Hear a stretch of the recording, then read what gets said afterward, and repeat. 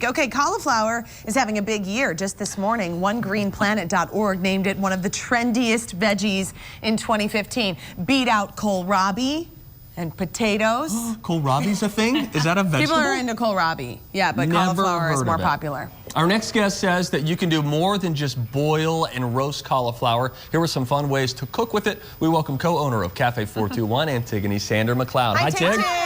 Oh, it's nice to see you, my darling. Cauliflower, this is the moment. It's so hot right now. Super trendy. It's the new kale. Yeah. So, yeah. We're over kale. Oh, no, we're not over Well, kale, you but can I guess still we eat have to it, be. but like all the hype, the hype is going to die down. We learned how great kale was Yeah. for us, so now we have to dive into a new vegetable, and cauliflower is the thing. So you have a helpful way to just tackle the head of cauliflower. What I Yes. love too is buying head of cauliflower is easy and pretty cheap. It is, and a little goes a long way. You never really know how, like, no two heads of cauliflower is quite the same size. So with all of these recipes, there's a little like wiggle room with all of them. You just have to trust your instinct if you add some more seasonings and stuff, because like this guy's pretty big, this guy's pretty small. Yes. Now, one thing that I have learned is like, it's not that easy just to yank these off. Yeah. Right. Although you will learn with all of the reading on cauliflower these days, you can eat this. Really? It's You like a can. broccoli stalk. Yep, you can put it in a I knew stir you would do fry. it.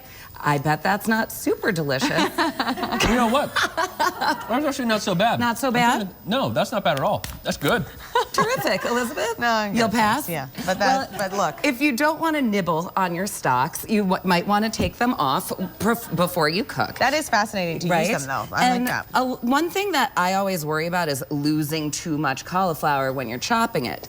So if you take your good sturdy knife and first just take a good hack right off the bottom there. Oh, then it's There you go. easy. Now you're Then moving it's and super grooving. easy, and Then you really Steve's got lunch right That's here. right. Put this in between two pieces of bread. A little Boom. a little ranch, Yeah. you dip it in there. Set. And then you can just peel these guys off, and they come off super easily. And this makes a nice base to work off of, for example, this whole roasted head of cauliflower Yes. that we've done. All you need it to do is lay flat, and you roast it, and then you slice it like a cake. What's the trick though? What's on top? So I rubbed it down in basil pesto.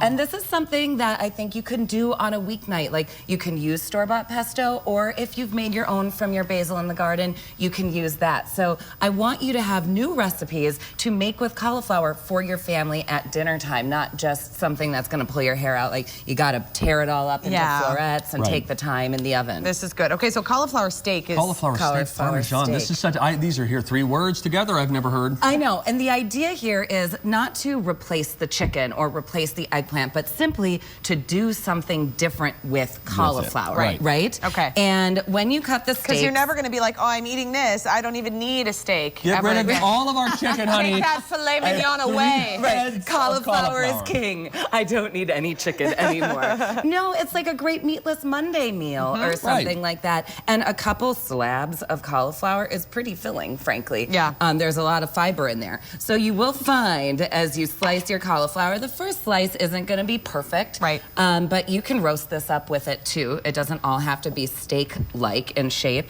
But then you just start working down it, and because you didn't cut all of the stem off, it's being held together. Okay. This is a thing of nature, so it's not going to be perfect. So if all of your steaks don't come out like those in the photos online, that's okay. Okay, that's why there's Photoshop. Exactly. Don't freak out. You just glue it together. You know what I love too at the farmer's market? When you can find like the orange cauliflower, the They're purple so cauliflower, beautiful. all the different varieties. Yes. So what did you put on these So steaks? I've seasoned them with salt, pepper, just like you would a cutlet, a little garlic powder, and some red pepper flake if you like. If you don't, you can leave it off, and olive oil.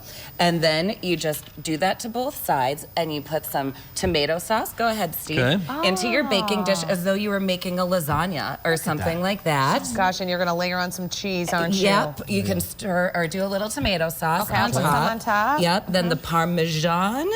Yum. And then once Steve has the Parmesan done. This is a great idea. Isn't that terrific? I do like Yeah, this. I like this. Okay, so you're serving it with some pasta, Tig, but if you, I mean, I know a lot of people are trying to go low carb or not pasta during the week, whatever. Totally. You don't have to do pasta. You can do it. You could do it with a healthy grain like farro, or you could do it with a mashed potatoes or, you know, whatever. It doesn't have to be spaghetti. And Look you at that. baked it up. Oh yeah, my gosh. I wrap it in tin foil, bake it for 30 minutes, uncover it, crank the heat up in the oven, and so it gets bubbly on top, like this one here. Yeah. And then I make a garlic breadcrumb that I sprinkle on top so you get a little bit of We're on to something. Let's try this. Let's try this. Yeah. This is excellent. And You know then what's she's gonna- great is that cauliflower does not have a dominant flavor profile. Right. It's a so it chameleon. really just takes on whatever you put on it, and then Completely. you're healthy and the taste is right. Exactly.